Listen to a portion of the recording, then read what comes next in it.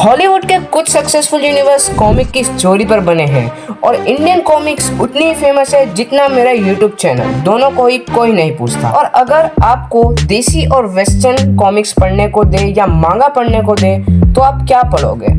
तो हाँ, आज हम यही देखेंगे कि कौन सी कॉमिक्स बेस्ट एंटरटेनर है और कौन सी लो लेवल इन्वेस्टमेंट, इन क्या कॉमिक्स का फ्यूचर है। तो पहले इंडिया की बात करेंगे क्योंकि इंडिया है रफ एंड टफ एंड बाकी देश चाय पानी कम।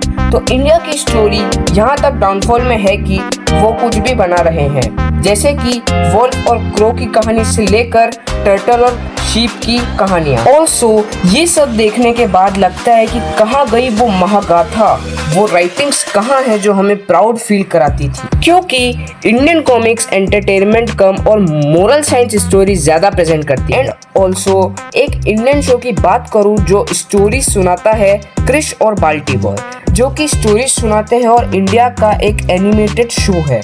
एंड जो स्टोरीज इसमें हैं वो काफ़ी मोरल वैल्यूज़ और समाज को एक लेसन की तरह रिप्रेजेंट की गई हैं, जो कि अच्छी बात है। पर एक एंटरटेनिंग स्टोरी कम और समाज सुधारो योजना ज़्यादा लगती है और हमें एंटरटेनमेंट नहीं दे पाती। ऑल्सो अगर मेरी पर्सनल फेवरेट कॉमिक की बात करूँ तो वो तेनाली रामा रही है, जो अपने इंटेलिजेंस और ट्विस्ट वाली स्टोरी लाइन को रिप्रेजेंट करती है, जो मोरल वैल्यूज से हटकर एंटरटेनमेंट देती है। एंड मैं मोरल वैल्यूज के अगेंस्ट में नहीं हूँ, पर कॉमिक्स को बनाया ही एंटरटेनमेंट पर्पस के लिए है। एंड जहाँ मार्वल कॉमिक्स जिसने अपनी कॉमिक स्टोरी को मूवी के तौर पे उतारा है और मांगा जो कि एक एनिमे जनरेशन की तरह है, वहीं इंडियन कॉमिक्स ने कभी अपनी स्टोरीज को मूवी एडेप्टेशन के रूप में कभी दिखाया ही नहीं। एंड इंडिया में कॉमिक्स को चाइल्ड एंटरटेनमेंट की तरह देखते हैं, जो कि गलत है, क्योंकि जहां मार्वल एंड डीसी कॉमिक्स की स्टोरी सिर्फ बच्चों के लिए नहीं पर एक मैच्योर ऑडियंस को भी टारगेट करती हैं और उनके लिए एंटरटेनमेंट का जरिया बनती हैं, इंडिया में एडल्ट्स या तो नॉवल ऑडियंस हैं या फिर रिलीजियस बुक्स ही पढ़ते हैं। एंड मांगा और मार्वल कॉमिक्स अपने कॉमिक स्टाइल को टाइम के साथ अडेप्ट करते हैं।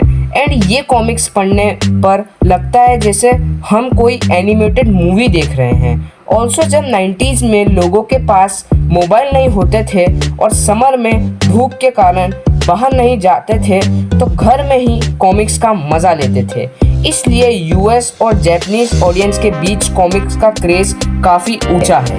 एंड मार्वल कॉमिक्स की ओर आए तो मार्वल कॉमिक्स को Stan Lee, Jack Kirby and Steve Ditko ने बनाया और जब हम उनकी कॉमिक्स पढ़ते हैं तो हमें ये सोचने पर मजबूर कर देती हैं कि इन्होंने कैसे एक फैंटेसी और साइ-फाई यूनिवर्स और कॉमिक्स बनाई जो कि सिर्फ ड्रीम में हो सकता था। एंड जो अलग अलग characters like Spiderman, Iron Man, Ghost Rider जैसे ओवर द टॉप कैरेक्टर्स हमें ये सोचने पर मजबूर कर देते हैं कि ह्यूमन ब्रेन की कोई सीमा नहीं है। पर ये सब इंडियन कॉमिक्स नहीं डिलीवर करती हैं।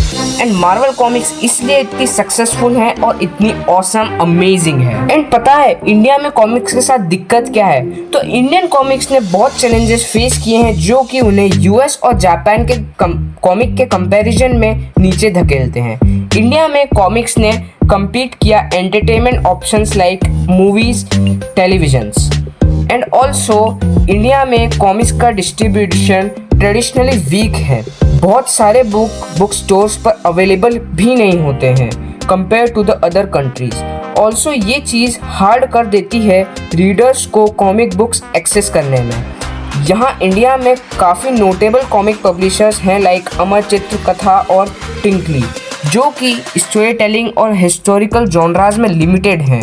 इसी के कारण रीडर्स के मन में लैक ऑफ इंटरेस्ट पैदा होता है। और ऐसा नहीं है कि इंडिया में स्टोरीज नहीं है, हमारी माइथोलॉजिकल ट्रेडिशनल स्टोरीज भी चल जाती हैं और इंडियन इंडिपेंडेंस की स्टोरीज भी एक कॉमिक के रूप में दिखाई जा सकती है।